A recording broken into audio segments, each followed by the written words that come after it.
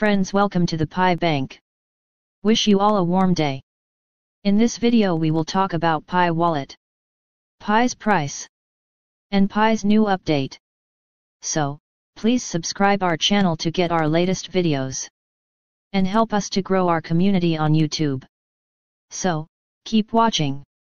From a week ago we are watching an encore team video on Pi app's home screen. What's that about?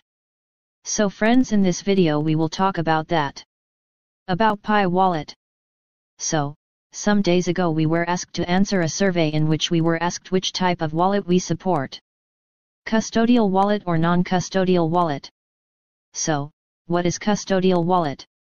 So, custodial wallet is wallet in which our crypto or our coins are in the hand for third company. Means they can access your wallet. But that not a big reason why not to choose it. If you lost your login info or password they can help you with that. But on other hand it is less secure and can be hacked easily. So, what is non-custodial wallet? So, non-custodial wallet is wallet in which the total control of wallet is in our hand. No third-party company is involved. But if you lost your login details or password, then no one can help you. But they are much more secure than the custodial wallet as they cannot be hacked easily. If you still not subscribed our channel and not liked our videos, so please like and subscribe. I will be very thankful to you. So, in the survey the core team get that 90% of the Pioneer wants the non-custodial wallet. Which in my view is a good decision. By the pioneers.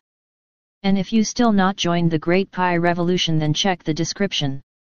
So, in the video the non-core team talked about the wallets and the total supply of the Pi. Which is the major factor in Pi's price. Please like the video and subscribe our channel. So inner news is leaked that core team will try to make Manat this year, and this is a good news for the pioneers. Thanks for watching. Have a good time.